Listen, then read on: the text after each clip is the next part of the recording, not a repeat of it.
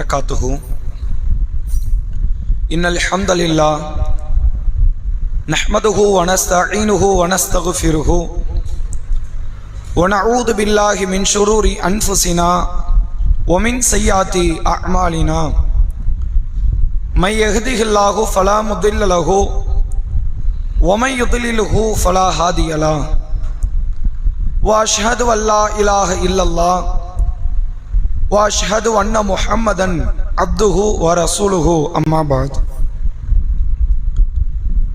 फ़क़द क़ाल अल्लाहु तआला फ़िल क़ुरआनिर रज़ीम वल फ़ुरक़ानिल मजीद फ़अऊज़ु बिल्लाहि मिनश शैतानिर रजीम या अय्युहल्लज़ीना आमनु तक़ुल्लाह हक़्क़ तुक़ातिहि व ला तमूतुन्न इल्ला व अंतुम मुस्लिमून। கண்ணியத்திற்கும் பெருமதிப்பிற்கும் உரிய எல்லாம் வல்ல அல்லாஹ்வின் நல்லடியார்களே, அல்லாஹுடைய பேரருளால் வாரந்தோறும் வெள்ளிக்கிழமை மக்ரிப் தொழுகையை தொடர்ந்து நடைபெறக்கூடிய இந்த மார்க்க சொற்பொழிவு நிகழ்ச்சியில் தற்போது நாம் ஜமாதில் அவ்வல் என்கிற பிறை அடிப்படையிலான அந்த மாதத்தின் ஆரம்ப நாளில் இருக்கிறோம். இன்ஷா அல்லாஹ் இந்த மாதம் முழுமையாக நியாய தீர்ப்பு நாள் என்கிற தலைப்பின் கீழ் மறுமை தொடர்பாக குர்ஆன் ஹதீஸ் நமக்கு ஊட்டக்கூடிய நம்பிக்கை என்ன என்பதையும், இந்த மறுமை தொடர்பாக இஸ்லாம் நமக்கு தரக்கூடிய நெகிழ்வூட்டக்கூடிய அறிவுரைகள் என்ன என்பதைத்தான் இன்ஷா அல்லாஹ் அடுத்த ஒரு 4 வாரங்கள், இந்த வாரத்தில் இருந்து அடுத்த 4 வாரங்கள் நாம் தொடர்ச்சியாக அது குறித்த தகவல்களை அறிந்து கொள்ள இருக்கிறோம். ஏன் இந்த மறுமை நாள் தொடர்பான செய்திகளை இப்போது பார்க்க வேண்டிய இடத்தில் நாம் இருக்கிறோம் என்றால், இந்த நெகிழ்வூட்டக்கூடிய உள்ளத்திற்கு அச்ச உணர்வை தரக்கூடிய அறிவுரைகள் குர்ஆனில் அதிகமாக அல்லாஹ் பேசியிருக்கிறான். ஈமான் கொண்டவர்களுடைய உள்ளங்கள் ரணப்படும் போதும், சோதனைகளால் பிரச்சனைகளால் பாதிப்படையும் போதும், அல்லது உலக ரீதியான மோகங்களிலே மூழ்கும் போதும், இந்த மறுமை ரீதியான சிந்தனைகள் மூலமாகத்தான் அல்லாஹ் அவர்களை அவர்களுடைய ஈமானிய உணர்வை துளிர்விட வைக்கிறான். இந்த உணர்வை அல்லாஹ்வுடைய ரசூல் அவர்கள் அவ்வப்போது தங்களுடைய தோழர்களுக்கு தோழியர்களுக்கு மார்க்க ரீதியாக இந்த மறுமையை குறித்த சிந்தனையை ஊட்டிக்கொண்டே இருக்கிறார்கள். ரசூலுல்லாஹ்வுடைய வார்த்தையை நீங்கள் பார்க்கலாம். எந்த ஒரு நல்ல காரியங்களை ஏவுவதாக இருந்தாலும் சரி, மறுமையை நம்புனேனா இதை நீ செய் அப்படின்னு ரசூலுல்லாஹ் சொல்லி இருக்கிறாங்க. ஒரு தீமையை தடுப்பதாக இருந்தால், நீ மறுமையை நம்புறவனா இருந்தா இதை நீ செய்யாத, அப்படி எல்லா காரியத்தையும் ரசூலுல்லாஹ் மறுமை தொடர்பாகவே பேசி அறிவுரைகளை வழங்கி இருக்கிறார்கள். எனவே அந்த அடிப்படையில் நியாய தீர்ப்பு நாள் என்கிற இந்த தலைப்பின் கீழ் மறுமை தொடர்பாக இஸ்லாம் நம்மிடத்தில் சொல்ல வரக்கூடிய செய்திகள் என்ன, கொடுக்கக்கூடிய அறிவுரைகள் என்ன என்பதை நாம் தொடர்ச்சியாக அறிந்து கொள்ள இருக்கிறோம். அதில் முதலாவதாக இந்த மறுமை விஷயமாக நீங்கள் பார்த்தால், இஸ்லாமியர்களில் ஒரு குறிப்பிட்ட சிலர் தங்களை இஸ்லாமிய பெயர்களாக சொல்லி அழைக்கக்கூடியவர்கள், முஸ்லிம் தாய் தந்தையர்களுக்கு பிறந்திருக்கிறோம், எனவே நாங்களும் முஸ்லிம் தான் என்று சொல்லக்கூடியவர்கள் உண்மையில் இந்த மறுமையை நம்பக்கூடிய இடத்தில் இல்லை. மறுமையை பேரளவில் நம்புகிறார்களே ஒழிய, உளமாற இப்படி ஒரு நாள் வரத்தான் போகிறது, அது எவ்வளவு பெரிய சீரழிவை நாம் அடைந்தாலும், இந்த உலகமே அடைந்தாலும் சரி, அல்லது நல்லதை அடைந்தாலும் சரி, மறுமை நாள் வருவதை யாராலும் எவராலும் தடுத்து நிறுத்த முடியாது அப்படின்னு உளமாற இந்த நாளை நம்பக்கூடியவர்கள் ஒரு சாரார் இருப்பதை போன்று, இந்த நாள்ல சும்மா கட்டுக்கதை பொய்யாக சொல்லி வைத்திருக்கிறார்கள், இப்படிலாம் ஒரு நாள் கிடையாது, நம்மை பயமுறுத்தி நல்லவர்களாக மாற வைப்பதற்கு முன்னோர்கள் சொன்ன கதை என்று நினைக்கிற மக்களும் சமுதாயத்தில் இருக்கிறார்கள். அதை முழுக்க முழுக்க இஸ்லாமியர்கள் அத்தனை பேருமே முழுமையாக நம்புகிறார்கள் என்று இல்லை. இதுல ஒரு விரல் விட்டு எண்ணக்கூடிய அளவிற்கு இந்த மறுமை காரியங்களில் நம்பிக்கை இழந்த மக்களும் இருக்கிறார்கள். சரி, அதிகமான மக்கள் நம்பிக்கை வச்சிருக்கிறாங்களே, அவங்களாவது உளப்பூர்வமாக உறுதியாக வைத்திருக்கிறார்களா என்றால் சில நேரங்களில் நமக்கே ஒரு சில சந்தேகங்களும் வருகிறது.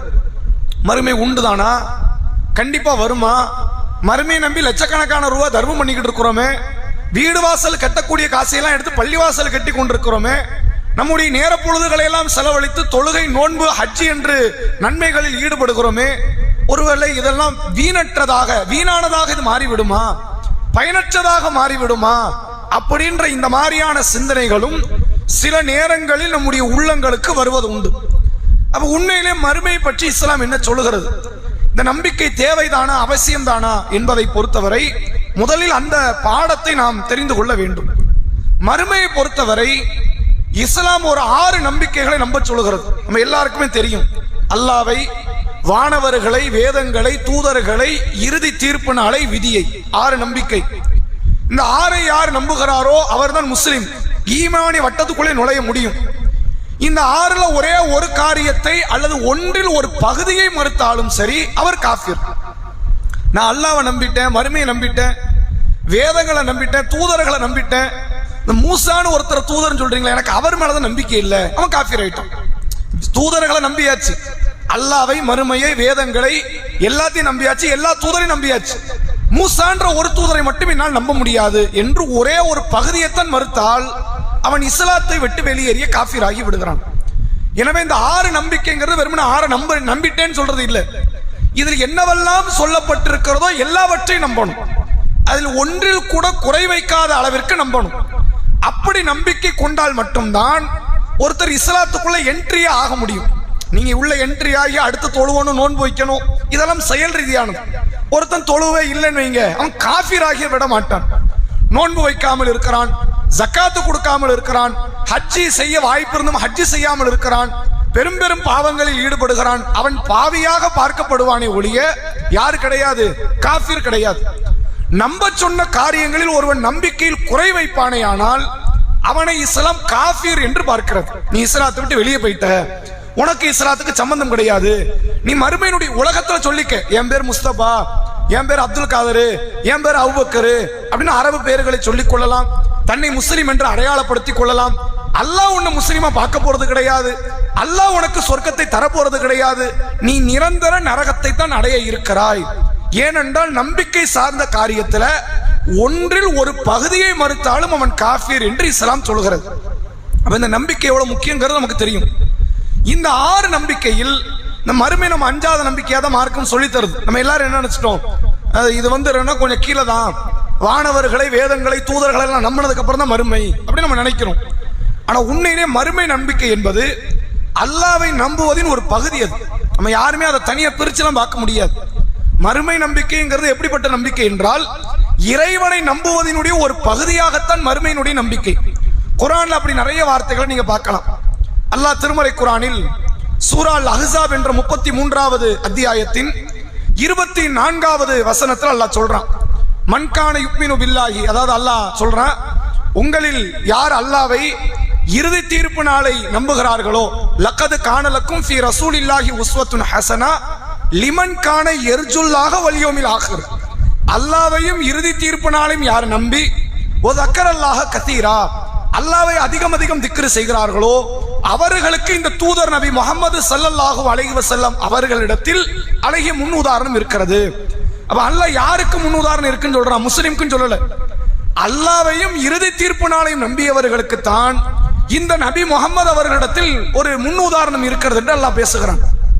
அதே மாதிரி ரசூலுல்லாஹ் சொன்ன வார்த்தையை பாருங்க, மன்கான யுக்மினு பில்லாஹி வல் யௌமில் ஆகிர் ஃபல் யுக்ரிம் லைஃபஹு, உங்களில் யார் அல்லாவையும் இறுதி தீர்ப்பு நாளையும் நம்பி இருக்கிறாரோ அவர் தன் விருந்தாளிகளை கண்ணியப்படுத்தட்டும். மன்கான யுக்மினு பில்லாஹி வல் யௌமில் ஆகிர், அல்லாவையும் இறுதி தீர்ப்பு நாளையும் யார் நம்பி இருக்கிறார்களோ ஃபல் யக்குல் கைரன் அவு லியஸ்முத், பேசினால் நல்லதை பேசு அல்லது வாய்மூடி மௌனமாக இரு. இப்படி ரசூலுல்லாஹ் சொன்ன போதனைகள்ல நிறைய போதனைகள் நீங்க பார்க்கலாம். அல்லாவையும் மறுமை நாளையும், மறுமை நாளுக்கு முன்னாடி வானவர்கள் வரணும்ல, ரசூலுல்லாஹ் வானவர்களை சேர்க்கல, வேதங்கள் வரணும், வேதங்களை சேர்க்கல, தூதர்கள் வரணும், தூதர்களை சேர்க்கல. ஆனா அல்லாஹ் மறுமை நாள் இந்த 2 நம்பிக்கை மட்டும் வைத்து குர்ஆனில் அதிகமான போதனைகளை, நபிகளார் தங்கள் பொன்மொழிகளில் அதிகமான போதனைகளை சொல்லி இருப்பதை பார்க்க முடியாது. அப்ப என்ன அர்த்தம், அல்லாஹ் மறுமை நம்பினா மட்டும் போதும் அர்த்தம் கிடையாது. இஸ்லாம் சொன்ன அத்தனையும் நம்பணும். இந்த மறுமை நம்பிக்கை என்பது இறைவனை நம்புவதனுடைய ஒரு பகுதி. ஏன் அது ஒரு பகுதியாக பார்க்கப்படுகிறது? ஒரு பேச்சு ஒருத்தன் மறுமையை மறுத்துட்டான்னு வைங்க, மறுமை கிடையாது சும்மா அப்படின்னு அவன் சொல்றான் அப்படின்னா அல்லாவையே பார்க்க முடியாதுங்கிறத அவன் சொல்றான்னு அர்த்தம். மறுமையை மறுத்துட்டா எதை மறுத்துட்டான்? அல்லாவின் சந்திப்பை மறுத்து விட்டான். அல்லாஹுடைய சந்திப்பை மறுக்கிறான, இறைவன் ஒருத்தன் இருக்கிறான் இல்லைங்கிறது அவனுக்கு கடைசி வரைக்கும் தெரியாது, அது ட்விஸ்டோட தான் இருக்குது. மூடலா தான் இருக்குது அப்படின்னா அவன் உண்மையில யாரையும் மறுத்த மாதிரி ஆகும், அல்லாவையும் மறுத்த மாதிரி ஆகும். எனவே இறை நம்பிக்கையில் அல்லாஹ்வுடைய நம்பிக்கையோடு இணைந்ததுதான் மறுமையை நம்புவது என்பதை நாம் புரிந்து கொள்ளணும். நம்ம அல்ஹம்து சூரா ஓதுகிறோம், தெரிந்தோ தெரியாமலோ ஒரு நாளைக்கு 17 முறை ஓதுவது நமக்கு கட்டாயம். நீங்க விரும்பி 100 முறை ஓதலாம், 1000 முறை ஓதலாம், 17 முறை கட்டாயம். சுபுஹ் தொழுகை, லுகர், அசர், மக்ரிப், இஷான்னு 17 ரக்காயத்து இருக்கு. ரக்காயத்துக்கு ஒரு முறை ஓதிடுவோம். ஜமாத்தா தொழுதா இமாமாவது ஓதுவார்.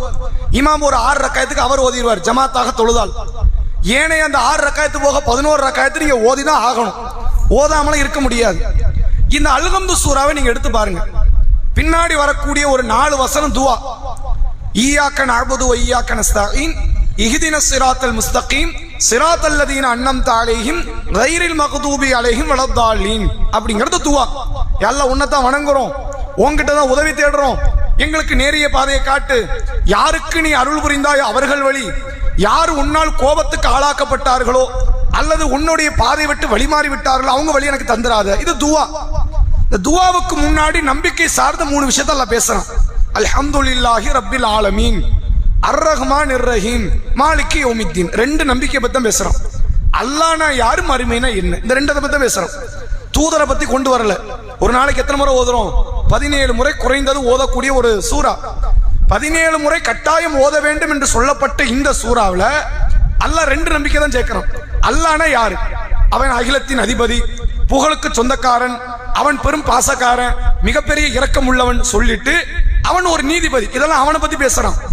அவன் எந்த நாளுக்கு நீதிபதி அப்படின்னா மாலிகி யௌமித்தீன், நியாய தீர்ப்பு நாளுக்கான நீதிபதி. அந்த நியாய தீர்ப்பு நாளை குறித்தும் அல்லாஹ் அந்த அத்தியாயத்தில் இடம்பெற செய்திருக்கிறான் என்பதை பார்க்க முடிகிறது. எனவே இந்த நம்பிக்கையை தவிர்த்துட்டுலாம் நீங்க இஸ்லாத்தை நம்ப முடியாது, எதையும் தவிர்க்க முடியாது. இது ரொம்ப ரொம்ப அவசியமானது. மறுமையை நம்புவது என்பது நம்முடைய உடலோடு கலக்கக்கூடிய அளவிற்கு ரூஹானியத்தான ஒரு நம்பிக்கை, உயிரோட்டம் உள்ள ஒரு நம்பிக்கை என்ற அளவிற்கு மார்க்கம் சொல்லுகிறது. இப்ப மாற்று மதம் எத்தனையோ சமுதாய மக்கள் உலகத்தில் இருக்கிறாங்க, வேறு வேறு மதங்களை, கடவுள்களை, கொள்கைகளை கடைபிடிப்பவர்கள். அவங்கெல்லாம் இப்படி மறுமை நம்புறாங்களான்னு கேட்டா மறுமை நம்புறாங்க. அவங்க நம்பிக்கைக்கும் நம்ம நம்பிக்கைக்கும் பெரிய வேறுபாடு இருக்கு. அவங்க எப்படி நம்புறாங்க அப்படின்னா உலகம் தான் முக்கியம், உலகத்துல வாழுவோம், சாகும் போதோ செத்ததுக்கு அப்புறம் பார்ப்போம், சொர்க்கமா நரகமான்னு பின்னாடி பார்த்துக்குவோம். அவங்களும் சொர்க்கத்தை நம்புற ஆட்கள் உண்டு, நரகத்தை நம்பக்கூடிய ஆட்கள் உண்டு. ஆனா அதை பத்தி அவங்க ஒரி பண்ணிக்க மாட்டாங்க. சொர்க்கம் கிடைக்குமான்னு யாராவது உட்கார்ந்து அழுது பார்த்திருக்கீங்களா? எந்த மாற்று மதத்தவர்களும் அழ மாட்டாங்க, எனக்கு சொர்க்கம் கிடைக்குமா, நரகம் போயிருவனோ. பக்தியில முத்திய ஆட்கள் கூட அதை பத்தி பயப்பட மாட்டாங்க. பெரிய பக்தி பரவசத்தோட சில பேர் இருப்பாங்க, கடவுளுக்கு ஊழியம் செய்வார்கள், சொர்க்கத்துக்காக செய்ய மாட்டாங்க. உலகத்துல இன்னும் பாக்கியங்கள் கிடைக்கணும், அருள் வளங்கள் கிடைக்கணுங்கிறதுக்காக செய்வார்களே ஒழிய மறுமையில எனக்கு சொர்க்கம் வேண்டும் என்று ஊழியம் செய்யக்கூடிய நபர்கள் மாற்று மதத்துல நீங்க பார்க்க முடியாது. இஸ்லாம் அப்படி அதுக்கு மாற்றம். இங்க முழுக்க முழுக்க பாடுபடுவர்கள் அத்தனை பேருமே மறுமைக்கு தான் பாடுபடுறோம். உலகத்துல கொஞ்சம் நஷ்டம் வந்தாலும் பிரச்சனை இல்லை, ஒரு கை போகுது, கால் போகுது, நோய் வருது, இல்ல நான் 60 வயசு வரைக்கும் வாழ முடியாது, 40 போய் சேர்ந்தாலும் பிரச்சனை இல்லை, சொர்க்கம் கிடைக்குமா? அப்ப நாம வாழக்கூடிய இந்த வாழ்க்கை முழுக்க முழுக்க மரணத்துக்கு பிறகு உண்டான வாழ்க்கைக்காகத்தான் வாழ்ந்து கொண்டிருக்கிறோம். அப்ப நம்ம நம்பிக்கைக்கும் அவர்கள் நம்பிக்கைக்கும் மலைக்கும் மடுவுக்கும் உள்ள அளவுக்கு வேறுபாடு. அவர்கள் மறுமை நம்புகிறார்கள், சொர்க்கத்தை நம்புகிறார்கள், நரகத்தை நம்புகிறார்கள், ஒரு பேருக்கு நம்புறாங்க, இப்படின்னு ஒண்ணு இருக்கணும் அப்படின்னு நம்புறாங்க. நாம நம்புறது அந்த மறுமைக்காகத்தான் இந்த உலகத்தை அழிக்கிறோம், இந்த உலகத்தை இழக்கிறோம், இதை இழந்தாவது அதை பெற்றாக வேண்டும் என்ற அளவிற்கு இந்த மறுமையை நாம நம்புறோம். ஆனால் இந்த மறுமை நம்பிக்கையிலே ஒரு பெரிய இடர் ஒரு மனுஷனுடைய உள்ளத்துல எது வரும்னு கேட்டா, நம்ம எல்லாம் செத்து போயிடுவோம், மண்ணோட மண்ணா போயிடுவோம், கடல்ல மூழ்கியோ வேறு வேறு இடத்துலயோ ஒண்ணுமே இல்லாம ஆயிடுவோம். ஆன பிறகு மீண்டும் வருவோமா அப்படிங்கிற ஒரு சந்தேகம் எல்லாருடைய உள்ளத்துல இருக்கணும். இருந்தாதான் மனுஷன் அர்த்தம். இது இருந்தாதான் என்னது மனுஷன் அர்த்தம். ஒரு ஆள் நம்ம கிட்ட வராரு, இந்த பிசினஸ் நான் பண்ணிக்கிட்டு இருக்கிறேன், ரொம்ப அருமையான பிசினஸ், நீங்க ஒரு 10,000 ரூபாய் இன்வெஸ்ட்மெண்ட் பண்ணுங்க, அடுத்த ஒரு 10 மாசத்துல 1 வருஷத்துல அந்த காசையும் எடுத்துடலாம், ரெட்டிப்பு மடங்கா பாத்திரலாம் அப்படின்னு சொல்றாரு. நமக்கு நம்பிக்கைக்குரியவர், நமக்கு நிறைய விஷயங்கள் நமக்கு உதவி செய்தவர். இவர் போய் சொல்லி பார்த்தது இல்லை, ஆனா 10,000 பொருளை யோசிப்போம். ஒரு 10,000 ரூபாய் அமௌண்ட் கொடுக்கறது, 10,000 ரூபாய் ஒரு மாசம் சம்பளத்துல கிடைச்சிரும்ல. 10,000 பெரிய அமௌண்ட்ல, 10 கோடி போடலையே, 10,000 ரூபாய் போட போறோம். 10,000 ரூபாய் போட்டு ஒருவேளை தொலைஞ்சு போச்சுன்னா பைக் ரிப்பேருக்கு போன மாதிரி, ஹாஸ்பிட்டல்ல கொடுத்த மாதிரி நினைச்சுக்க வேண்டியதுதான். இந்த 10,000 போடுறதுக்கு 10,000 வாட்டி யோசிப்போம், போடலாமா, கிடைக்குமா, நஷ்டமாயிருமா. நம்பிக்கைக்குரியவர்கிட்ட போடும் போது கண்ணெதிரில் 10 பேர் பிசினஸ் பண்ணி அவன் லாபத்தை எடுப்பான். நமக்கு ஒரு சந்தேகம் இருக்கும், போட்டா காசு கிடைக்குமான்னு ஒரு சந்தேகம். இங்க என்னன்னு கேட்டா, கண்ணுக்கு தெரியாத ஒருத்தன் சொல்றான், அல்லாஹ் என்ற நம்முடைய இறைவன் சொல்கிறான் மறுமைன்னு ஒண்ணு உண்டு.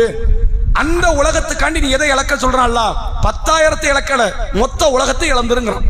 உன்னுடைய சுகபோகமான வாழ்க்கை இழந்துரு, சொத்து பத்துகளை இழந்துரு, உன்னுடைய நேரத்தை இழந்துரு, உன்னுடைய உயிரையே கூட இழக்கலாம் நீ இந்த மறுமைக்காகன்னு சொன்ன உடனே எவ்வளவு பெரிய அமௌண்ட் கொடுக்குறோம் பாருங்க. முழு உலகத்தையே கொடுக்க போறோம் இந்த மறுமை மேல் நம்பிக்கை வச்சு. அப்ப இது உண்மைதானா இல்ல நம்ம ஏமாளி ஆகிட்டு இருக்கிறோமா அப்படின்ற சந்தேகம் இயல்பாக எல்லோருக்கும் வரத்தான் செய்யும். வந்தாதான் மனுஷன், வரலைன்னா என்ன இல்லை மனுஷன் கிடையாது. இது யாரு வரைக்கும் இந்த கியூரியாசிட்டி எதிர்பார்ப்பு உருவாகும் என்று கேட்டால், நல்லோர்களுக்கு வந்திருக்கு நல்லா குர்ஆன்ல சொல்றான். ஆனா அவங்களுக்கு நமக்கு ஏற்பட்டதை போன்ற சந்தேகம் இல்லை.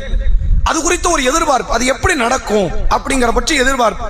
திருமறை குர்ஆனில் சூரா பக்கரா 2வது அத்தியாயம் 260வது வசனம் அல்லாஹ் சொல்லுகிறான், ஓ இது கால இப்ராஹிம் என்கிற இறை தூதர் அவர் சொன்னார், ரப்பி அரினி கைஃப துஹீல் மௌத்தா, யா அல்லாஹ் நீ எப்படி இறந்தோரை உயிர்ப்பிக்கிறாய் அதை நீ எனக்கு காட்டேன் அப்படின்னு இப்ராஹிம் நபி அல்லாஹ்விடத்தில் துவா செய்கிறார்.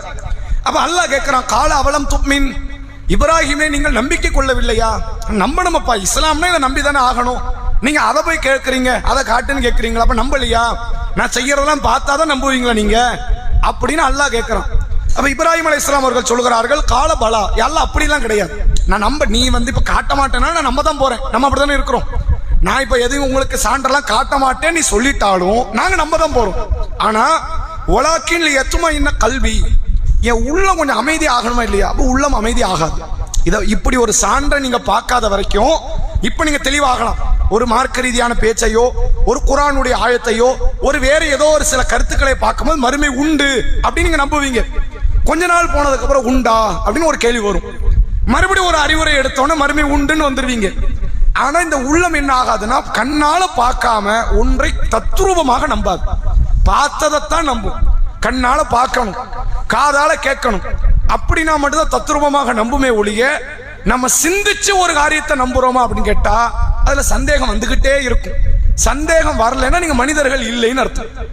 சந்தேகமே எனக்கு வரல, அதெல்லாம் ரொம்ப தெளிவா இருக்கிறேன் அப்படின்னா நம்ம யாரு கிடையாது, வானவர்களுக்கு தான் அப்படி இருப்பாங்க. மனிதர்கள்ல இயல்பாக என்ன வரணும்? சந்தேகம் வரணும். ரசூலுல்லாஹ்ட்ட ஒரு நபித்தோழர் வந்து கேட்கிறார், அல்லாஹ்வுடைய தூதரே, இந்த ஈமான் தொடர்பா, மார்க்கம் தொடர்பா சில சந்தேகங்கள் உள்ளத்துல வருது. இதை வெளியே கேட்க நாங்க பயப்படுறோம், எங்களுக்கு பயமா இருக்கு. இப்படிலாம் உங்களுக்கு சில சந்தேகங்கள் வந்திருக்கலாம். சில கேள்விகள் வருது, அதை வெளியே வாயை திறந்து கேட்டா கேட்கணும்ல, கேட்டாதான் பதில் கிடைக்கும். இப்ப வந்து ஒரு நபர் கேட்கிறார் குளிப்பு கடமையை பற்றி, கேட்டாதான் அவருக்கு தொழுகை ஏற்றுக்கொள்ளப்படும். அதை பத்தின தெளிவு கிடைச்சாதான் தொழுகையில் அவர் ஈடுபாடோடு இருக்க முடியும். அல்லது ஒரு பெண்ணுக்கு நோன்பை பற்றி, தொழுகை பற்றி சந்தேகம் வருது, கேள்வி கேட்டதா தீர்வு கிடைக்கும், இல்லை தீர்வு கிடைக்காது. இந்த நபித்தோழர் சொல்றாரு, எனக்கு உள்ளத்துல சில சந்தேகம் இருக்கு, அதை நான் கேட்டா நான் கேட்பதே பாவம் என்று நினைக்கிறேன் அப்படிங்கிறார். ரசூலுல்லாஹ் சொன்னாங்க, தாலிக்க சரிஹுல் ஈமான், சஹி முஸ்லிம்ல வரக்கூடிய நபிமொழி. அதுக்கு என்ன அர்த்தம் என்றால், நபிகளார் சொன்னாங்க, இதுதான் பரிசுத்தமான ஈமான். நீ கேட்கறதே பயப்படுற பத்தியா, உன் உள்ளத்துல சில சந்தேகம் வருது, அப்படி வந்தாலும் வந்துட்டு போகுதுன்னு கடந்து போன அப்படின்னா நீ இந்த ஈமான் கரெக்டா இல்லைன்னு அர்த்தம். உனக்கு ஒரு பயம் வருது பத்தியா, என்ன சந்தேகம் வருது, ஒருவேளை நம்ம கரெக்டா இருக்கிறோமா இல்லையா, கேள்வி கேட்போமா வேண்டாமா, கேள்வி கேட்ட பிரச்சனை வந்துருமோ அப்படின்ற ஒரு பயம் உள்ளத்துல கடந்து உருட்டுத, இதுக்கு பேரு தான் பரிசுத்தமான ஈமான் என்று அல்லாஹ்வுடைய ரசூல் அவர்கள் சொல்லக்கூடிய செய்தி பார்க்க முடியுது. அப்ப கண்டிப்பாக பார்க்காத ஒரு விஷயத்து மேல சந்தேகம் இயல்பாக வரும். வந்தால் அதுல தப்பு கிடையாது. ஆனா அது வரட்டுன்னு விட்டுட கூடாது. இதுக்கு தீர்வு என்ன, குர்ஆன் இதுக்கு என்ன சொல்லி தருது, சந்தேகம் வராத மாதிரி எப்படி இருக்கலாம் என்ற அந்த பாதையை நோக்கி நடப்பதற்கு பெயர் தான் இஸ்லாம் நமக்கு ஈமான் என்று அடையாளப்படுத்தி சொல்லுகிறது. அப்ப அல்லாஹ் உடனே இப்ராஹிம் நபிக்கு சொல்றான், நீங்க ஒரு 4 பறவை பிடிங்க, அதை அருங்க, நீங்க அலைங்க, கூப்பிட்டாது வரும். நம்ம அப்படி செய்ய முடியாது, அது நபிமார்களுக்கு அல்லாஹ் கொடுத்த சான்று. இதே மாதிரி ஒரு எதிர்பார்ப்பு இன்னொரு நல்லடியாருக்கு வந்தது என்று குர்ஆன் சொல்லுகிறது. இதுக்கு முந்தின வசனம் சூரா பக்கராவினுடைய 259வது வசனம் அல்லாஹ் சொல்லுகிறான் பாருங்கள், அவ் கல்லதி மர்ர அலா கரியத்தின் ஒய்ய காவியத்துன் அலா உருஷிகா. ஒரு ஊர், அந்த ஊர் முழுக்க அந்த மக்கள் அழிஞ்சிருக்கிறாங்க, ஒரு கிராம பகுதி, எல்லா மக்களும் மௌத்தா போயாச்சு, ஊரே இல்லை. அதை பார்க்கும்போது இந்த நல்லடியாருக்கு, இந்த சாலிகான மனிதருக்கு என்ன தோணுது அப்படின்னா, எப்படி அல்லாஹ் இந்த மக்களை எல்லாம் எழுப்புறான், கொண்டு வரான் அப்படின்னு அவருக்கு ஒரு சந்தேகம்.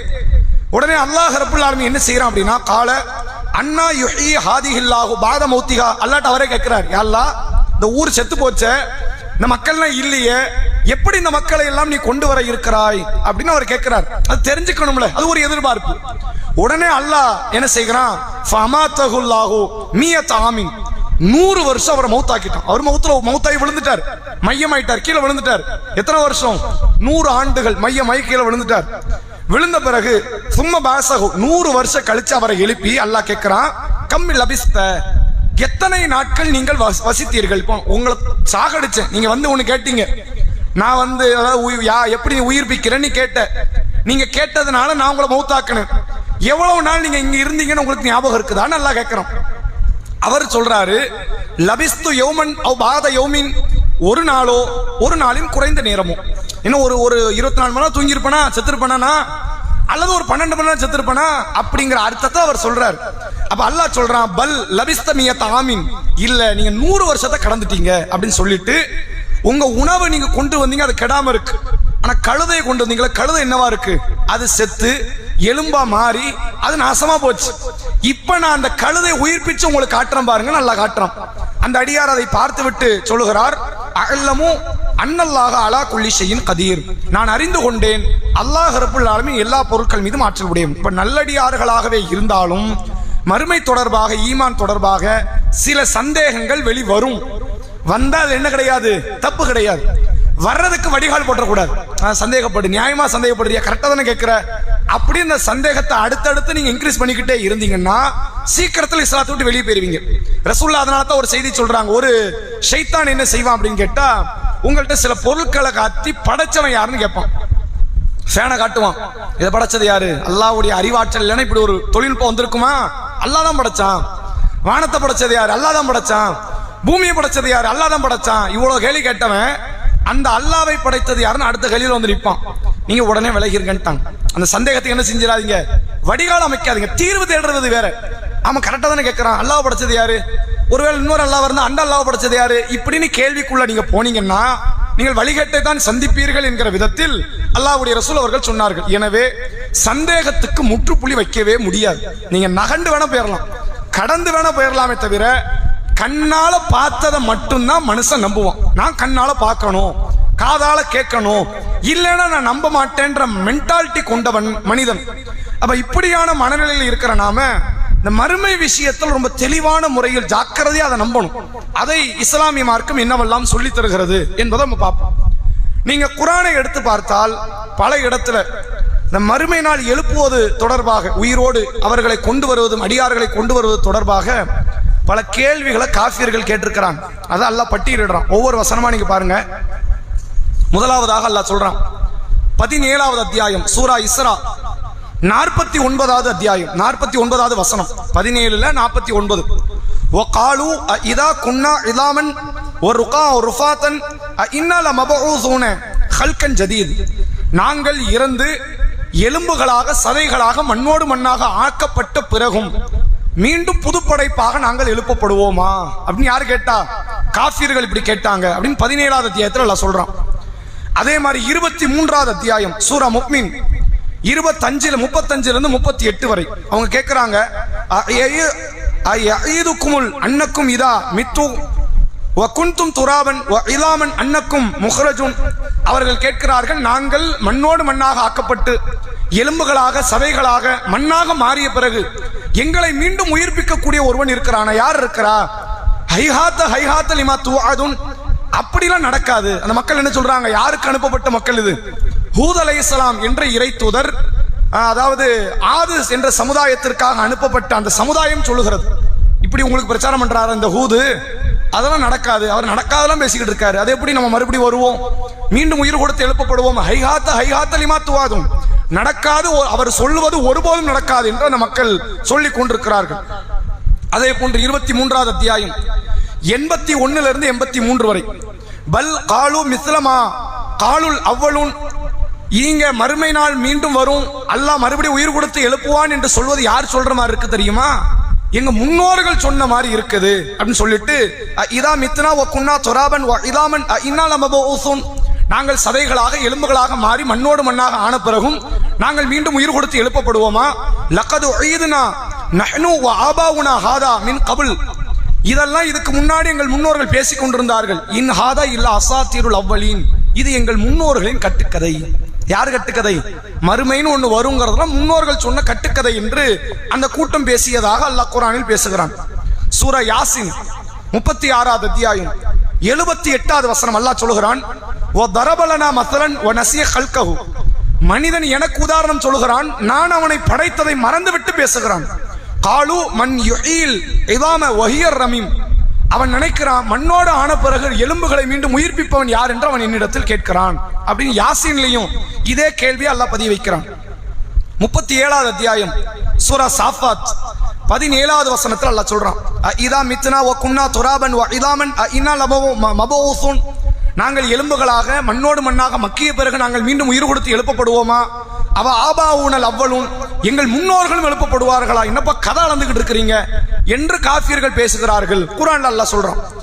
56வது அத்தியாயம் சூரா வாக்கியா 48வது வசனம் அல்லாஹ் சொல்றான் பாருங்க, ஒ கானு யகூலூன இதா மித்னா வ குன்னா துராபன் வ இதாமன் இன்னா லமபூஸூன், வார்த்தை மாறவே இல்லை, எல்லா சமுதாயத்தையும் கேட்கிறாங்க, எலும்பாக மாறிய பிறகு மீண்டும் உயிர் கொடுத்து எழுப்பப்படுவோமா என்று அவர்கள் கேட்கிறார்கள்.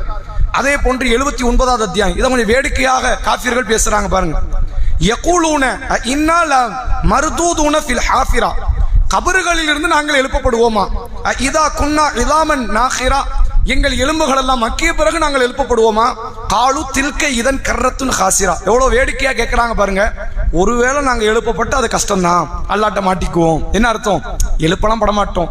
ஒரு பேச்சுக்கு நீங்க சொல்ற மாதிரி நாங்க எழுப்பப்பட்ட மாட்டிக்குவோம் அல்லாட்ட, அது உண்மைதான், ஆனா எழுப்பப்பட மாட்டோம் என்று அந்த மக்கள் பேசிக் கொண்டிருக்கிறார்கள் என்று குர்ஆன் நெடுகில் இந்த வார்த்தை பதிவு வைக்கிறோம்.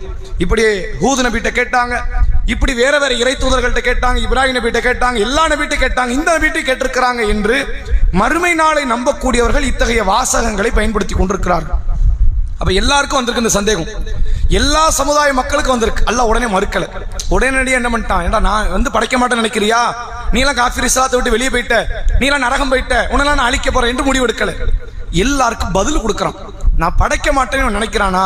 நபியே நீங்க கேளுங்க, நான் என்ன செஞ்சேங்கிறத அவன்கிட்ட முதல்ல சொல்லுங்க, அவன் புரியுறானான்னு பார்ப்போம்னு சொல்லி அல்லாஹ் ஆரம்பிக்கிறான் பாருங்க. ஒவ்வொரு வசனமாக அல்லாஹ் சொல்லுகிறான்.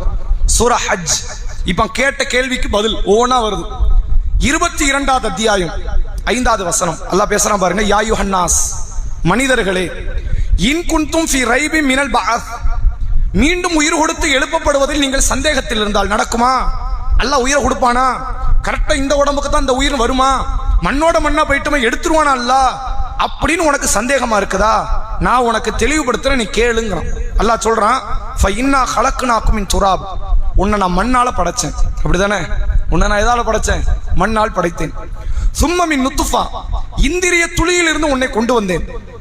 சும்ம மின் அலகா, அந்த இந்திரிய துளி சதை கட்டியாக மாறியது. சும்ம மின் முதுகத்தன் முஹல்லகா, அதே போன்று வகைர முஹல்லகத்தின், இது முழுமைப்படுத்தப்பட்டது முழுமைப்படுத்தப்படாததுமான ஒரு வடிவத்துக்கு நான் கொண்டு வந்தேன். அதுக்கப்புறம் கருவறையில் ஒரு குறிப்பிட்ட காலம் அதை நான் தங்க வைத்தேன். தங்க வைத்தது இலா அஜலி முசம்மா சும்மா நுஹ்ரிஜுக்கும் திஃப்லன், உன்னை நான் குழந்தையாக வெளியெடுத்தேன். பிறகு நீ வளர்ந்த வாலிபத்தை அடைஞ்ச, சில பேர் சீக்கிரத்துல மௌத்தாயிட்டாங்க, சில பேர் வயோதிகத்தை அடைந்து தள்ளாத வயது வரை வாழ்ந்து மௌத்தாவுறாங்க. மனிதர்களுடைய இது இவ்வளவு காரியத்தை சொல்லிட்டு அடுத்த வார்த்தையில் அல்லாஹ் ரப்புல் ஆலமீன் சொல்கிறான், வத்தரல் அர்த், பூமியை நீ பாரு, ஹாமிதத்தன், அது வறண்ட நிலையில் இருக்கிறது. ஃபைதா அன்சல்நாஹ அலைஹில் மா, அதுல நான் தண்ணீரை ஊற்றுகிறேன், வானத்திலிருந்து நான் தண்ணீரை கொண்டு வரேன், அதை முளைப்பிக்க வைக்கிறேன், அதை மீண்டும் பயிராக நான் மாற்றுகிறேன் என்று அல்லாஹ் குர்ஆன்ல சொல்லி, உன்னை நான் முதல்ல படைச்சேன், முதலில் படைத்த எனக்கு அடுத்து படைப்பது கஷ்டமா லேசா? நீ அதை சிந்திக்கணுமா இல்லையா? நீ மாமா அல்லாஹ்க்கு ஆற்றல் உண்டா இல்லையா? நீ அதுக்குள்ள போகவே வேண்டாம், மறுமை பொய்ன்னு கூட வச்சுக்க, ஒரு பேச்சுக்கு தள்ளு. அல்லாஹ் தான் உன்னை படைச்சான்னு நம்புறியா இல்லையா? அதை முதல்ல சொல்லு. நம்ம சும்மா வரல, அல்லாஹ்வால தான் வந்திருக்கிறோம் அப்படிங்கறத நம்புறியா இல்லையா? அல்லாஹ் தான் உன்னை படைச்சான் அப்படின்னா ரெண்டாவது முறை அல்லாஹ் படைப்பது கஷ்டமா லேசா? இந்த கம்ப்யூட்டர் இருக்குல்ல, இன்னைக்கு உள்ள கம்ப்யூட்டர் போன்லாம் வந்து ஒரு கம்ப்யூட்டரோட இன்னொரு வடிவம் தானது. இன்னைக்கு இருக்கிற ஸ்மார்ட் போன் எல்லாம் ஆரம்பத்தில் எல்லாருமே ஸ்மார்ட் போனை எடுத்து கண்டுபிடிச்சிட்டாங்களா? சார்லஸ் பாபேஜ் என்று சொல்லப்படுகிற ஒரு விஞ்ஞானி, அவர் தான் முதல்ல கால்குலேட்டர் கண்டுபிடிக்கிறார். அவர் கணினியின் தந்தை என்று அழைக்கப்படுகிறார். அந்த கால்குலேட்டர் தான் எப்படி மாறுது, பிற்காலத்துல கம்ப்யூட்டரா மாறுது, பெரிய சைஸ்ல கம்ப்யூட்டர் வருது. மெமரி கார்டெல்லாம் 5 MB 2 MB 1 MB 50 KB இருக்கும். சைஸ் அவ்வளவு பெருசா இருக்கும். இப்ப சின்னதா ஹார்ட் டிஸ்கா கொண்டு வரான். 100 TB இருக்குதுங்கணும். 100 TB என்ன கணக்கு? 1000 GB 1 TB. அது மாதிரி 100 TB இருக்குது அப்படிங்கிற அளவுக்கு கொண்டு வர மெமரி கார்டை சிறிதாக சுருக்கி கொண்டு வந்துடுறோம். மனிதனுடைய எல்லா வேலைகளையும் செய்யக்கூடிய சின்ன சின்ன பொருட்கள்ல கம்ப்யூட்டராக ஸ்மார்ட் போனாக கொண்டு வந்து விடுகிறான். இதெல்லாம் எப்படி நடந்தது? ஆரம்பத்தில் ஒரு நபர் பட்ட கஷ்டம். அவர் சும்மாலாம் கண்டுபிடிக்கல. கால்குலேட்டர், இந்த பல்பு கண்டுபிடிச்சிருக்காங்க. ஒரு பள்ளிவாசல் எடுத்துக்கிட்ட பள்ளிவாசலுக்குள்ள 100 பல்பு இருக்கும். அது குறைவான இருக்காது. அந்த அளவுக்கு பல்புகளுடைய எண்ணிக்கை அதிகமாக. பாத்ரூம்ல எல்லா இடத்துலையும் பல்புகள், வீடுகள்ல, கடைகள்ல எல்லா இடத்துலையும் மாட்டி வச்சிருக்கிறாங்க. இந்த பல்பை கண்டுபிடிக்கிறதுக்காக தாமஸ் ஆல்வா எடிசன் என்ற ஒரு விஞ்ஞானி ஏறத்தாழ 1000 முறை தோற்றிருக்கிறார். ஒரு பல்பை கண்டுபிடிக்க எத்தனை முறை தோத்தாரு? 1000 முறை தோத்தாரு. 2வது பல்பு கண்டுபிடிக்க 1000 முறை தோத்தாரா? தோத்திருக்க மாட்டார். அடுத்த அட்டம்ப்ட்ல பல்பு கண்டுபிடிச்சார். இன்னைக்கு உலகத்தில் மனித எண்ணிக்கையை விட பல்பு சாதனங்களுடைய எண்ணிக்கை அதிகம். அது எப்படி? முதல்ல படைக்கும்போது கஷ்டப்பட்டா, 2வது படைக்கும் போது ஈஸி ஆயிடுச்சு. 2வது படைக்கும் போது எப்போதுமே ஈஸி தான். அல்லாஹ் முதல்ல படைக்கும் போது ஈஸியா படைச்சான். குர்ஆனில் அல்லாஹ் ரப்புல் ஆலமீன் ஒரு வார்த்தையை சொல்கிறான் பாருங்கள். சூரா நாசியா 79வது அத்தியாயம். அன்தும் அஷத்து ஹல்கன் அமிஸ்ஸமா பனாஹா. படைப்பதில் நீ கஷ்டமானவனா அல்லது வானமா? அல்லாஹ் நம்மகிட்ட கேட்கிறான். படைக்கப்படுறதுல மனுஷன் கஷ்டமா வானம் கஷ்டமா? வானம் தான் கஷ்டம். பனாகா, அதையே நான் தூக்கி நிறுத்திட்டேங்க. நான் உன்னை படைக்க நீ கஷ்டம் நினைக்கிற, ஏதோ நீ பெரிய ஆள் மாதிரியும் உன்னை என்னால படைக்கவே முடியாது, எனக்கு ரொம்ப கிரிட்டிக்கலான விஷயம். நான் வானத்தையே தூக்கி நிறுத்தியாச்சு, பூமியை நிறுத்தியாச்சு, சூரியன் சந்திரனை நிறுத்தியாச்சு. உன்னை விடலாம் எல்லாம் எல்லாமே உன்னை விட பெருசுதான். நீ மட்டும்தான் சின்ன பொருள். உன்னை விட எல்லா பிரம்மாண்டமான பொருளை நான் படைச்சு வச்சிருக்கிறேன். நீ என்கிட்ட என்ன கேட்கிற? என்ன மறுபடியும் எல்லாம் கொண்டு வருவானா?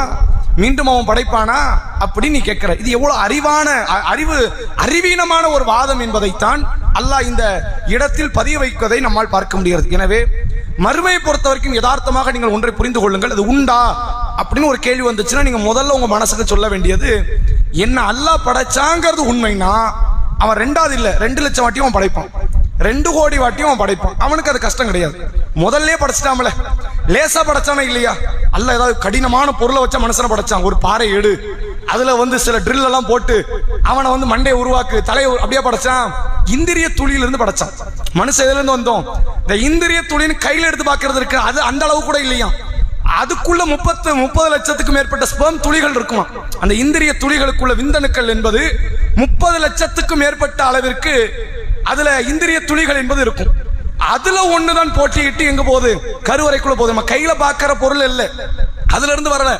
அதுக்குள்ள இருக்கிற கோடிக்கணக்கான ஒரு பகுதியில ஒரு பகுதி தான் இந்த கருவறைக்குள் சென்று நாம் கருவாக உண்டாகி மனித தோற்றத்தில் வந்து நிற்கிறோம். அது படைக்கப்பட்ட விதத்தை நீ பார்க்க மாட்டியானா? இல்ல கேட்கிறோம்.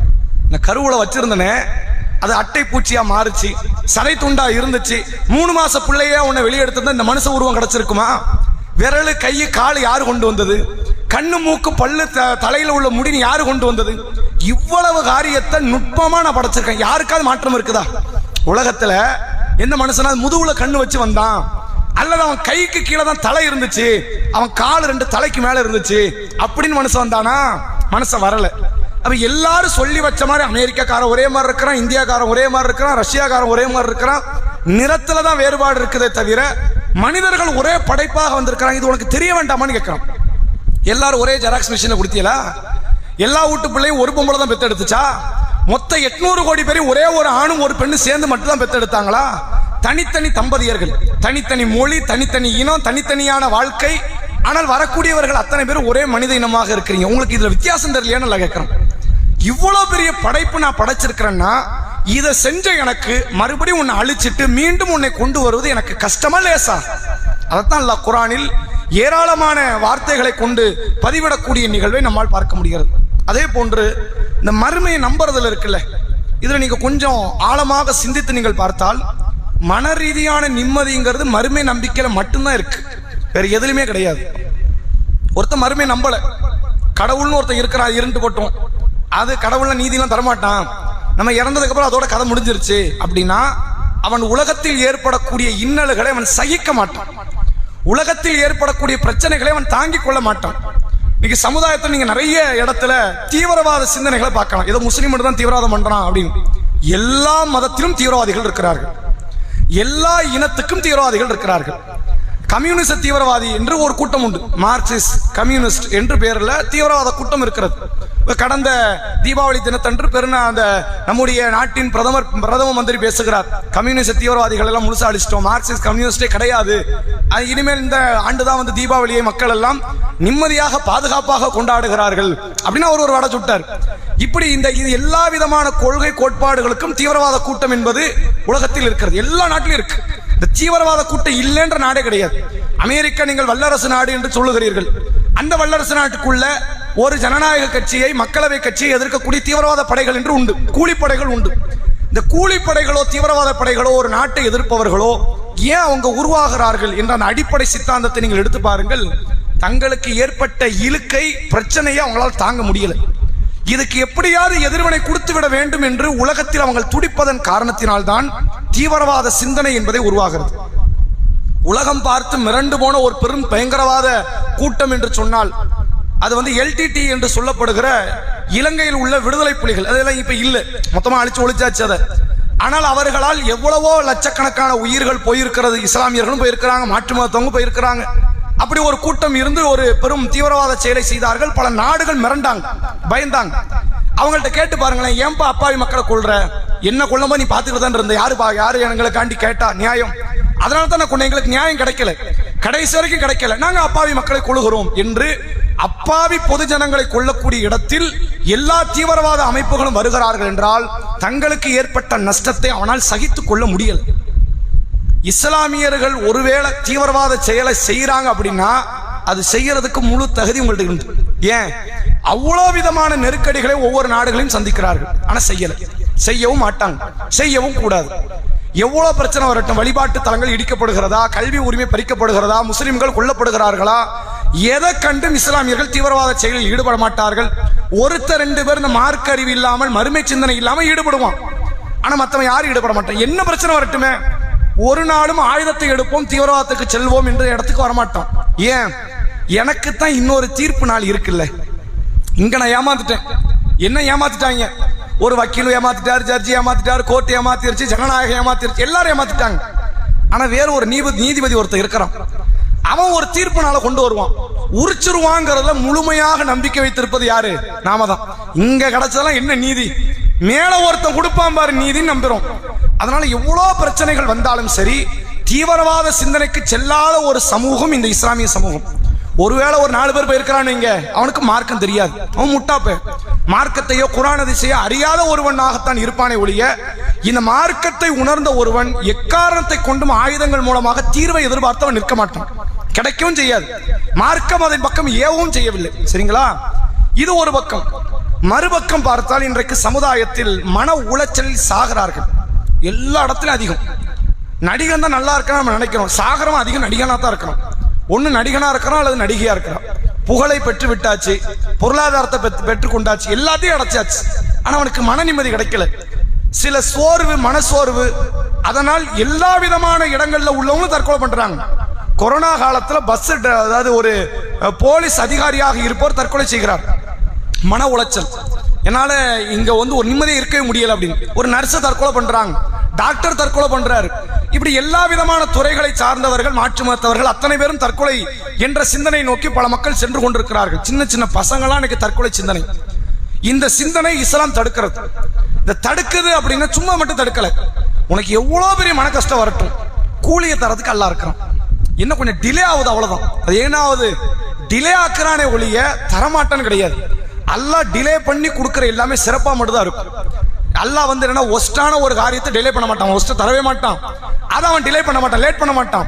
அவன் கண்டிப்பாக தாமதப்படுத்துகிறான் சிறந்த ஒன்றுக்காகத்தான் என்று சொல்லி அவ்வளவு பெரிய மன உளைச்சல் ஏற்பட்ட போதும் இன்றைக்கு மனதைரியத்தோடு நின்று போராடுகிற இடத்தில், வாழ்க்கை பயணத்தை தொடருகிற இடத்தில் இந்த சமூகம் இருக்கிறது என்றால் அதற்கு மறுமை சிந்தனை தான் காரணம். குஜராத்தில் பல்கிஸ் பானு என்று சொல்லப்படுகிற ஒரு இஸ்லாமிய பெண் கற்பழிக்கப்பட்டு அந்த பெண்ணுடைய குழந்தை கொலை செய்யப்பட்டு அந்த குற்றவாளிக்காண்டி 20 வருஷமா அந்த அம்மா போராடுது, இன்னமும் போராடுது. இன்னும் குற்றவாளிக்கு நியாயமான முறையில தண்டனை கொடுத்த பாடு இல்லை, ஆனா போராடுது. நம்ம கருப்பு போயிடுச்ச, பிள்ளைய கொண்டானே, பேசாம நம்ம உயிரோடு இருக்கிறதுக்கு எதுக்கு தூக்கலை ஒங்கிடலாமே, இங்க போராடுற வரைக்கும் போராடுவோம், இங்க கிடைச்சா நீதி கிடைக்கிறது, கிடைக்காம போகுது, மறுமையில கிடைக்காம போயிட போகுது என்ற நம்பிக்கை தான் இந்த இஸ்லாமியர்களை தொடர்ச்சியாக வாழ்க்கை பயணத்தில் ஓட வைத்துக் கொண்டிருக்கிறது. மறுமை நம்பிக்கை சும்மா கிடையாது. அல்லாஹ் சும்மா நம்ம நம்பிக்கை நமக்கு கொண்டு வரல. இந்த நம்பிக்கை தான் நமக்கு சகிப்புத்தன்மை தருகிறது. நீங்க உலக ரீதியான பிரச்சனை விடுங்க, குடும்ப பிரச்சனையில செத்துருக்கணுமா இல்லையா? எல்லாரும் செத்துருக்கணும். எல்லா குடும்ப ஆண்களும் செத்துருக்கணும். பொருளாதார நெருக்கடி தாங்க முடியல, வீட்டினுடைய குடும்ப பெண்கள் அல்லது குடும்பத்தில் ஏற்படக்கூடிய சண்டைகள் சச்சரவுகள் இதையெல்லாம் பார்த்து சாகணும்னு முடிவெடுத்தா, ஒருவேளை இஸ்லாம் தற்கொலைக்கு அனுமதி கொடுத்துருச்சுன்னு வைங்க, ஒரு பேச்சுக்கு சமுதாயத்தில் பாதிக்கும் மேற்பட்ட பேர் செத்து போயிருவாங்க. தாங்க முடியாத சோதனைகள். அனுமதின்னு ஒன்று இஸ்லாம் கொடுத்திருந்தா பாதி பேருக்கு மேலே செத்துருப்பாங்க. அவ்வளோ பேருக்கும் மனசுல ஏராளமான ரணம், குடும்ப ரீதியாகவோ சமுதாய ரீதியாகவோ நாட்டு ரீதியாகவோ பிரச்சனைகள் இருக்கும், செத்தரலான்ற மாதிரி இருக்கும். ஆனால் இந்த சமுதாய மக்களை அல்லாஹ் தடுத்து வைத்திருப்பதை இந்த மறுமை நம்பிக்கையில தான். நீ ஏன் சாகணும்? நீ செத்துறாது. செத்துட்டா மறுமையில நீ மாட்டிக்குவ, தனியா தற்கொலை பண்ணதுக்கு நீ மாட்டிக்குவ. ஆனா நீ என்னுடைய தீர்ப்பை, என் நியாயத்தை எதிர்பார்த்தேன்னு உனக்கு நான் தரேங்கிறான்ல. இன்னும் சொல்ல போனா, உலகத்துல நீதி கிடைக்குதுன்னு நினைக்கிறீங்களா? எங்கேயுமே நீதி கிடைக்காது. நபி நினைச்சால் நீதிலாம் கிடைக்காது, தீர்ப்பு தான் கிடைக்கும். தீர்ப்பு வேற, நீதி வேற. ஒரு பேச்சுக்கு, ஒரு குழந்தை கொலை செய்யப்பட்டுருச்சு, கொன்னவனை பிடிச்சாச்சு, கொன்னவனை கொன்னாச்சு, நீதி கிடைச்சிருச்சா? கொன்னவனுக்கு தண்டனை தான் கிடைச்சிருக்கு. நீதி எங்க கிடைச்சது? நீதி யாராலையும் கொடுக்க முடியாது. நீதினா என்ன தெரியுமா? இறந்து போன பிள்ளைக்கு மறுபடியும் உயிரை கொடுக்கணும், அதான் நீதி. செத்து போன பிள்ளை மீண்டு வரணும், அதுக்கு வாழ்க்கை போச்சுல. ஒரு பிள்ளைய கொன்னாச்சு, கற்பழிச்சான், கொன்னுட்டான். பணத்தை திருடுனா வேற. 5 லட்சம் திருடிட்டியா, பதிலுக்கு அவனை அடிச்சு, அல்லது அவன்கிட்ட காசு இல்ல, சரி அரசாவது 5 லட்சம் கொடுத்துட்டு அவன் நிம்மதி. போன 5 லட்சம் ஒரு மாசம் கழிச்சு திருப்பி கிடைச்சிருச்சு. நகையை ஒருத்தன் திருடிட்டு போயிட்டான், அரசே நமக்கு நகை வாங்கி கொடுத்துருச்சு, நிம்மதி. இதுக்கு பேர் என்னது? நீதி. உயிர் போயிடுச்சு. போன உயிரை திருப்பி தர முடியுமா? கொன்றவனை கொன்னரலாம், ஆனா போன உயிர் திரும்பாது, அது திரும்பி வராது. 40 உயிர் போச்ச கரூர்ல, திரும்பி வந்துருச்சா? வந்துருமா? அது நீங்க எத்தனை லட்சத்தை கொடுத்தாலும், 20 வருஷம் இல்ல 40 வருஷம் நீங்க அமௌண்ட்டை கொடுத்தாலும் திரும்பி அந்த உயிர் வராது. அப்ப நீதிங்கிறது யாரால கொடுக்க முடியும்? அல்லாஹ்வால தான் கொடுக்க முடியும். இறந்து போன அந்த உயிர்களுக்கு வேற ஒரு இடத்துல நித்திய வாழ்க்கையில ஒரு வாழ்வை அல்லாஹ் தருவான், அதான் நீதி. நீதியை முழுமையாக தர வேண்டும் என்றால் அது அல்லாஹ்வால மட்டும்தான் முடியும். நபியே நினைச்சாலும் உலகத்துல நீதி கொடுக்க முடியாது. தீர்ப்பு கொடுக்கலாம், என்ன பண்ணி கொன்னுட்டியா, இவனை பிடிச்சு கொன்றுங்க, அவ்வளவுதான் செய்ய முடியும். இழந்த மானத்தை, இழந்த மனக்கவலையை, இழந்த ஏற்பட்ட எல்லா விதமான நஷ்டங்களை, கஷ்டங்களை, அதுக்கெல்லாம் தீர்ப்பை தான் தர முடியுமே ஒழிய நீதியை தர முடியாது. ஆறுதல் கொடுக்க முடியுமே தவிர அவர்கள் மன நிம்மதி அடைய வைக்க முடியாது. அது யாரால தான் முடியும்? அல்லாஹ்வால தான் முடியும். இஸ்லாம் அதனால தான் சொல்லுது, மறுமைன்ற ஒரு வாழ்க்கை நீங்கள் நம்புவதனால் உங்கள் உள்ளத்துக்கு ஏற்பட்ட மன வலிமை மட்டும் கிடையாது, நம்புனா மட்டும்தான் நீங்கள் நாளை மறுமை நாளில் அந்த மறுமை வாழ்க்கையினுடைய சுகத்தை, இன்பத்தை அடைய முடியும். அல்லாஹ்க்கு ஆற்றல் உண்டுன்னு நம்புற விஷயமே மறுமை தான். கொஞ்சம் யோசிச்சு பாருங்க, ஊர் உலகத்துல குழந்தைகள் கற்பழிக்கப்படுகிறார்கள், கொலை செய்யப்படுகிறார்கள், கொள்ளையடிக்கப்படுகிறது, எல்லா அட்டுவையும் நடக்குது. கடவுள்னு ஒருத்தர் இருக்கிறான், பார்த்துக்கிட்டே இருப்பான், ஒண்ணுமே செய்ய மாட்டான், மறுமையை கொண்டே வர மாட்டான். அல்லாஹ்வை நம்ம எப்படி சித்தரிக்கிறோம்? நீங்க மறுமையை நம்பல அப்படின்னா அல்லாஹ்வை எப்படி சித்தரிக்கிறோம் தெரியுமா? அல்லாஹ்வை விட கொடிய மனம் கொண்டவன் ஒண்ணுமே கிடையாது, அப்படி சித்தரிக்கிறோம். அதாவது அர்த்தம். மறுமையை அவன் கொண்டே வரமாட்டான், அட்டூழியம் பண்றவன் அட்டூழியம் பண்ணிக்கிட்டே இருப்பான், அழியிறவன் அழிவான், அப்பாவிகள் சாவான். ஆனா கடவுள் என்ன பண்ணுவாரு? பார்த்து கொண்டே இருப்பார், ஒண்ணுமே கேட்க மாட்டார், அட்டூழியக்காரன் கையை ஓங்க வைத்துக் கொண்டே இருப்பார். என்றால் கடவுள் எப்படிப்பட்டவர்? உலகத்தில் இங்க இருக்கிறவர்லாம் அயோக்கியனே கிடையாது, கடவுள் தான் மிகப்பெரிய கொடூர மனநிலை என்ற சிந்தனை வரும். ஆனா அல்லாஹ் அப்படி இல்லை. அல்லாஹ் சொல்றான், எல்லாம் நடக்கட்டும், தீர்ப்பு கொடுக்கலன்னா நிக்கல். தீர்ப்பு எப்படி இருக்கும்? அல்லாஹ்வுடைய தூதர் அவர்கள் சொன்னார்கள், கொம்பு உள்ள ஆடு கொம்பு இல்லாத ஆட்டை உலகத்துல முட்டி இருக்கும். ஆட்டுக்கறி உண்டா? அது எதுக்கு முட்டும்? பணத்துக்காக முட்டும். தங்கத்தை அந்த ஆடு வச்சிருக்கு, ஆட்டை அடிச்சு புடுங்கிடுவோம் அப்படின்னு முட்டும். ஒரு இலைக்கும் பழத்துக்கு சண்டை, அது புத்தி, அவ்வளவுதான். ஆனா அல்லாஹ் சொல்றான், இது அநியாயம் தானே, இந்த அநீதிக்கு நான் நீதி கொடுப்பேங்கிறான். இந்த அநியாயம் மறுமை நாளில் விசாரிக்கப்பட்டு நீதி வழங்குவேங்கிறான். நீதி எப்படி கொடுத்தான்? அவனை அடிச்சிட்டானா, பதிலுக்கு நீ அவனை அடி, இதான் நீதி. வாங்க முடியும்.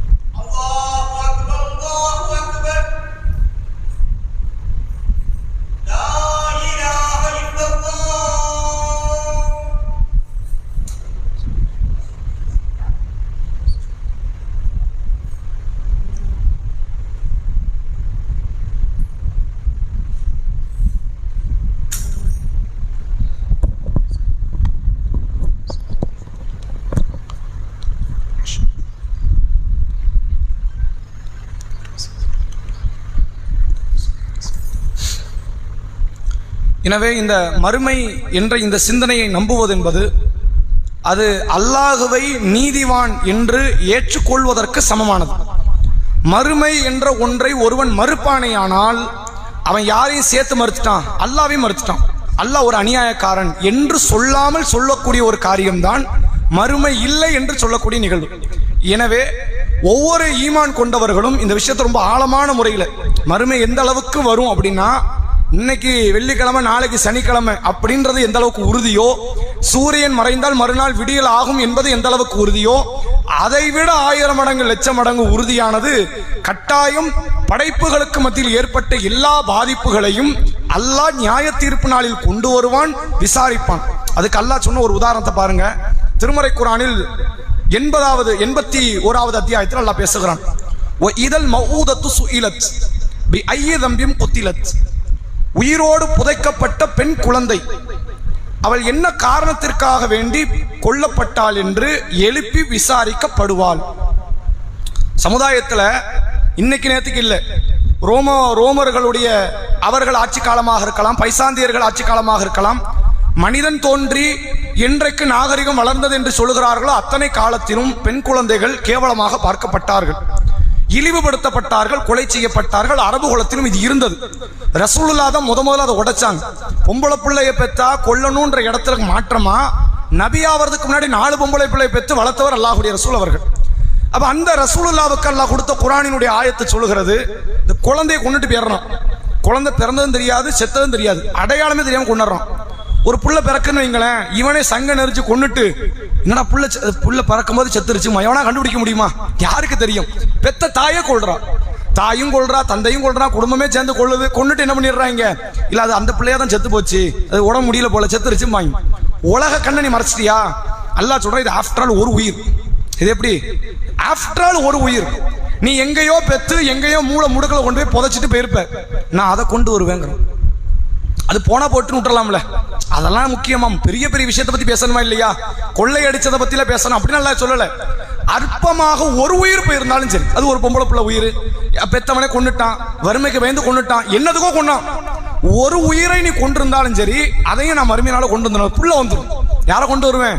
அந்த பிள்ளை உலகத்தை கண்ணை திறந்து கூட பார்த்துருக்காது, பிறந்த பிள்ளை கண்ணும் தெரிஞ்சிருக்காது, அந்த பிள்ளையை நான் கொண்டு வந்துடுவேன். மறுமையினால கொண்டு வந்து நீ என்ன காரணத்துக்கு கொல்லப்பட்ட, உன்னையே இவன் கொன்னான், உங்க தகப்பனார், உன் தாயார், உன் குடும்பத்தவர்கள் ஏன் கொன்னாங்க, நான் அதை கொண்டு வந்து விசாரிப்பேங்கிறான். மறுமை எந்த அளவிற்கு நியாயமானது, எந்த அளவிற்கு இறைவன் நீதியை வழங்குவான்னா, அந்த பிள்ளைக்கு பிறந்ததும் தெரியாது, செத்ததும் தெரியாது. உண்மை தானே? அந்த பிள்ளைக்கு பிறந்தது தெரியுமா? இப்ப நம்மளாம் பிறந்தோங்கிறதா தெரியும், பிறந்துட்டோம், இத்தனை வருஷம் வாழ்ந்தோம் வளர்ந்தோம். அந்த பிள்ளைக்கு பிறந்ததும் தெரியாது, செத்ததும் தெரியாது. என்ன குறைஞ்சபட்சம் அந்த பிள்ளைக்கு வழியை வேணா உணர்ந்திருக்கலாம் அந்த நேரத்துல, அதை தாண்டி அந்த பிள்ளைக்கு ஒன்றும் தெரிஞ்சிருக்காது. ஆனா அல்லாஹ் கேட்பேங்கிறான், அந்த பிள்ளையை கொண்டு வருவேங்கிறான். இதை விட நீதியை மிக அழகாக சொல்ல தெரிஞ்சவன் யார் இருக்கா? யார் சொல்ல முடியும்? கண்டிப்பா முடியாது. அப்ப மறுமை நாள் என்பது நீதியை கொடுப்பதற்காக, தான் நீதிவான் என்பதை நிரூபிப்பதற்காகத்தான் அல்ல கொண்டு வரான். அதுக்கப்புறம் தான் கூலி, அதுக்கப்புறம் தான் தண்டனை. கூலி கிடைக்கிற தண்டனை கிடைக்கிறதா ரெண்டாவது. முதல் விஷயம் யாரு? நான் நீதிவான், என் நீதிக்காண்டி எதிர்பார்த்த அத்தனை பேருக்கு நான் நீதி இங்க கொடுக்க போறேன், அநியாயம் செஞ்சு அட்டுழியம் செஞ்சு அத்தனை பேருடைய கருவையை அறுக்க போறேன் அப்படிங்கிறத நிரூபிப்பதற்குத்தான் இந்த மறுமை நாள். எனவே மறுமை நாள் வராதுன்னு மனசு என்னதான் சொன்னாலும் சரி அதை கண்டுகொள்ளாமல் கடந்து போயிடும். கட்டாயம் மறுமை நாள் வரப்போகுது, அதை யாரும் தடுத்தலாம் நிறுத்த முடியாது. நாம செய்த அநியாயத்திற்கு நாம் அல்லாஹ்விடத்தில் பதில் அளித்துத்தான் ஆக வேண்டும் என்ற அந்த காரியத்தை உளமாற நம்பக்கூடிய இடத்தில் இருக்க வேண்டும். இதன் தொடர் செய்திகளை இன்ஷால்லா வரக்கூடிய வாரத்தை நாம் அறிந்து கொள்வோம். இன்ஷால்லா நாளை தினம் சனிக்கிழமை மக்ரிப் தொழுகையை தொடர்ந்து சூரா மாயிதாவினுடைய 51வது வசனத்திலிருந்து 80வது வசனம் வரை அதிலிருந்து கேள்விகள் கேட்கப்படும். சுப்ஹானக்கல்லாஹும்ம வபிஹம்திக அஷ்ஹது அல்லா இலாஹா இல்லா அன்த